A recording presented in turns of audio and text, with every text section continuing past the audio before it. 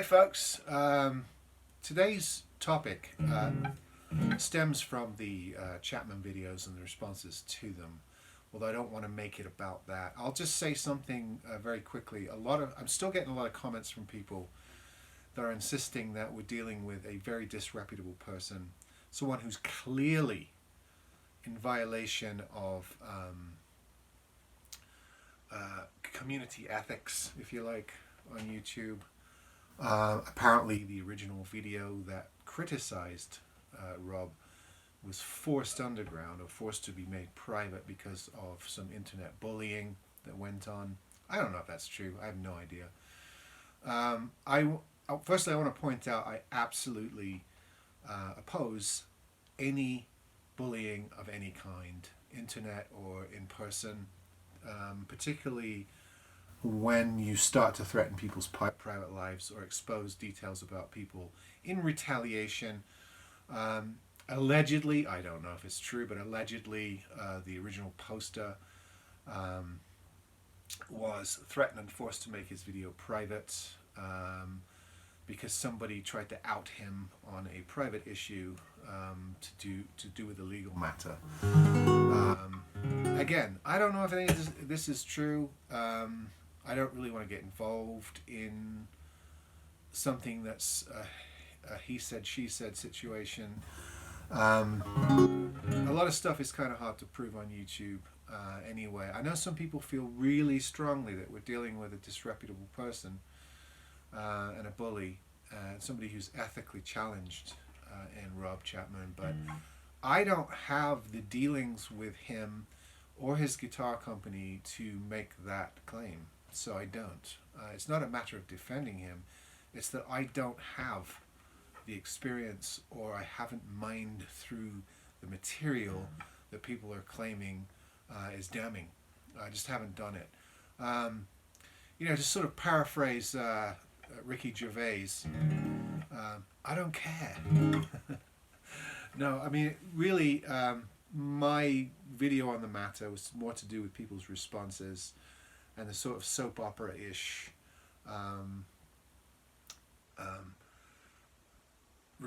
responses to the video, and how people would just sort of make a big drama of it all. And I was just really being flippant and not taking myself too seriously.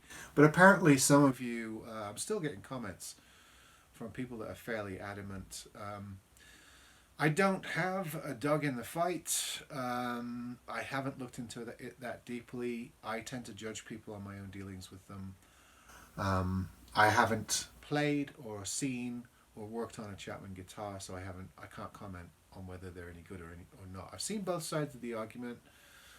I just can't weigh in on something I don't have any personal experience with. I will when I get my hands on one. I'll let you know what I think of it, gladly. But until then, I'll keep my powder dry. And it's the case with all brands. I'm not going to treat his any differently. I tend to not develop opinions about guitar brands or ukulele brands until I actually have some experience with them. And usually one or two experiences, so I can build a consensus. I don't usually tend to judge on one guitar. I tend to give things a chance to make an impression on me, and it will be the same in this instance. The thing that I want to talk about today is I've been guilty of using the word guitar community or instrument community on YouTube, and a couple of people have taken me to task on that. I'll read you a comment in a minute, but a couple of people have taken me to task saying it's complete construction, it's fabricated, it's made up, there's no real community. And technically, yeah, you're right. Some of us watch the same videos and channels, but we all tend to go around YouTube and find different vloggers on the whole instrument business, and what you're watching may not be the same as what I'm watching. And technically, yeah, there isn't a monolithic community that acts in accordance with each other over all these issues. However, I do think there are enough of us that flock to the same channels and get caught up in the same issues to say that there is not necessarily a community of sorts, but there's an awareness And I think this was proven by my recent experiment. When I first put a video out about the whole drama thing, most of the people who commented on that video knew exactly what I was talking about. They'd already seen the videos, they'd already formed their own opinions, or been subjected to various videos on the issue. So I didn't lead them there. They had already been and seen it for themselves. So there is a common element to the viewership of a lot of people that are interested in guitars and guitar making and instrument making on YouTube. Whether we call it a community or something else, it's just semantics. So a couple of people got really vehement about that, and I've sort of, as a peacekeeper, agreed with them, saying, yeah, technically it's not a guitar community. We're not all in lockstep with each other, but there is a kind of herd element to YouTube, and people do flock to the same channels, and populism is a magnetic thing. So a lot of people who get on YouTube and surf for guitar-related materials tend to visit the same sites. So, you could actually say that there is a commonality or something that ties together the viewership around musical instruments. I'll give you an example of somebody who's really taking me to task. I actually had to block my first commenter on my YouTube comments in the last few videos. Not because not because of anything too terrible. I mean, they weren't threatening, or they were just incessant about going on about the same thing, almost monomaniacal in their responses about this issue, and then starting to accuse people who didn't share their opinions of being in compliance, as if we were some sort of Nazi sympathizers because we hadn't reached the same conclusions they had about a particular YouTuber. And it was so repetitive, and I just said, okay, that's enough. We've got your point. We see what you think, but now it's getting silly. This person was starting to get on every thread and start questioning everyone. So I put a stop to it. I don't normally censure. I don't normally do that. I don't believe in it. But this person was being redundant by just writing the same thing over and over and over again, and being rather annoying and trollish about the whole thing. I'll give you an example of another. I don't want to out this person, but this person very stridently says, there is no community. Guitar doesn't command popularity it once did. Many companies are close to collapse, and the so-called guitar community on YouTube is toxic and a waste of space. Time to move on, chump. So the first thing, I didn't know whether that was a response to me or somebody else on that particular thread. And this was to do with one of the videos that I was talking about. The first thing I said is no need for ad hominem, no need for name calling. You don't need to come on here and call people names, all right? Especially over something as innocuous as this, all right? You don't like being referred to as a guitar community. Okay, so we have a difference in semantic opinion, right? There's no need to get shirty about it. I just think that's silly, rather immature. My response, so I said, no need for name calling, mate. And then I slightly disagree. I said there is a common element to some of these big channels. In other words, there are viewers that check out many of the same videos and have the same sort of viewing practices in and around the guitar world.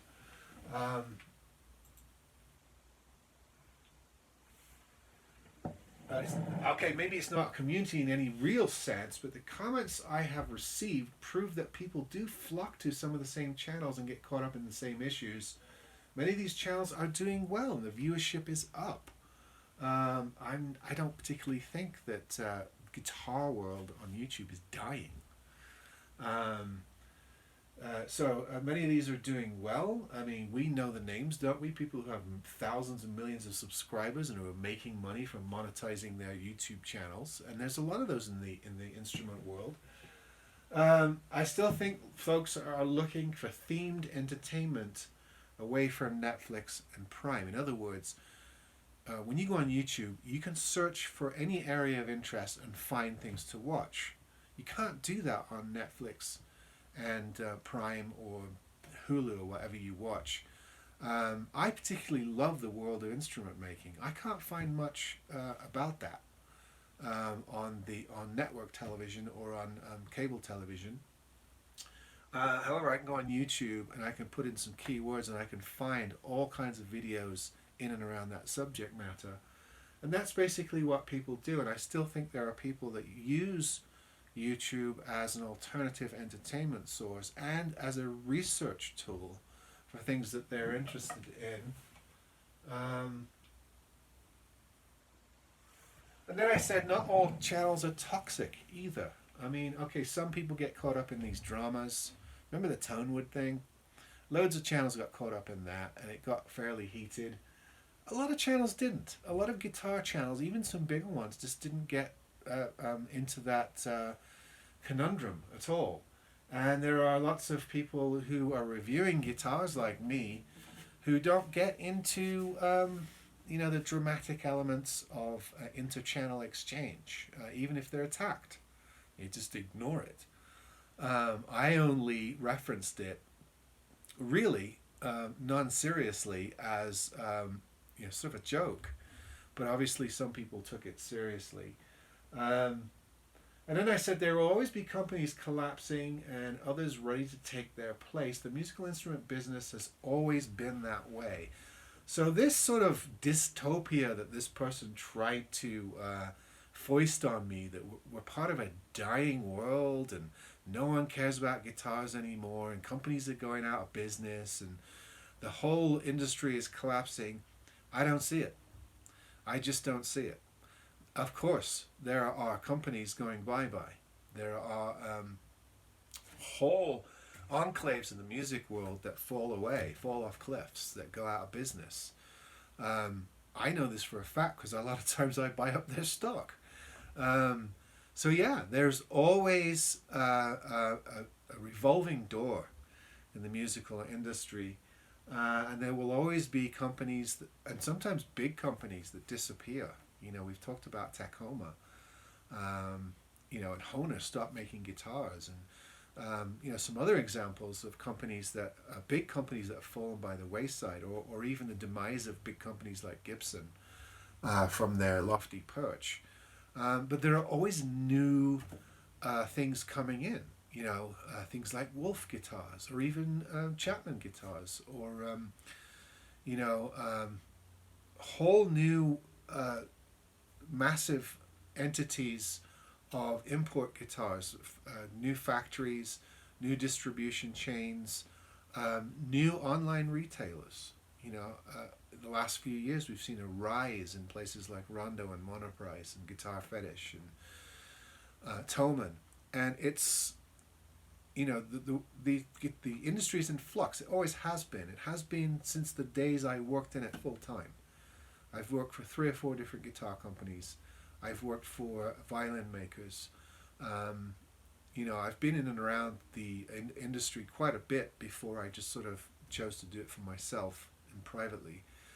And I can tell you that it's a dog-eat-dog world, and it's always changing. And every time you have a sad funeral for one part of the industry, there's another new thing that sprouts up and takes its place in the industry. So I disagree with this person and their sort of black worldview about the guitar industry and how we're all wasting our time. I think that's I don't know, a bit speculative, a bit suppositional, if you like. However, whether you were a community or not is up to you to decide. Whether there's enough crossover between the people that watch this channel and watch other channels, it's for you to decide. I mean, some of us have talked about other YouTubers. Randy gets mentioned a lot. Dave's World of Guitars gets mentioned a lot. The Andertons videos get mentioned a lot. John Robeson got a ukulele. I mean, there's lots of channels that get referenced in and around the conversations that get started by these videos. So it tells me that there are a few of us, not all of us, but there are a few of us that have seen some of the same content and can reference it in shared conversation. And then I learn about new stuff. I'm constantly getting pointed to new YouTubers, vloggers, channels that I didn't know about to check out. And sometimes they introduce themselves in the comments. As the case recently, I've had 2 or 3 people find my channel through these videos and tell me about their own channels, which I then go and look at. Whether that constitutes a community or not, does it really matter? I mean, are we going to get... Are we going to have this missionary zeal about what words we use to qualify what really is a hobby or an area of interest for most of us? I mean, most of us are not professionals in this field. It just amazes me, what kinds of things can raise people's hackles. So I've had 2 or 3 sort of angry comments about this whole guitar community thing. And I just thought it interesting enough. Being sort of a philosophical person, I just find it interesting that sparks a debate, that sparks opposing views that can be quite animated. Something as innocuous as the words you use to clarify something that you don't think is really a big opinion or issue can start sort of not a war, but it can start a little consternation in and around videos. I've sort of got off topic here, and I'll get nailed for waffling. I had one person come on and accuse me of being a waffler. My response is, "What are you doing on YouTube then?" Really, because most channels people talk to you. And anyway, I'll end it there. So, are we a community? You decide. Who are the angels and the devils in the community? You decide. Base it on your own opinions. Come to your own decisions based on your own experience of people and the services and that they offer. I'm not going to take sides in a fight unless I have actually verifiable experience with those sides. And in the case recently, I just don't. And like I said, once I come across certain guitars and models and makers, I'll happily tell you what I think about them. Until then, I'm just going to bide my time and wait. All right, folks. Hopefully we'll get on to more tangible things like these tightly strung wonders that we all love in this community. No, can't say that. All right, folks. See you next time.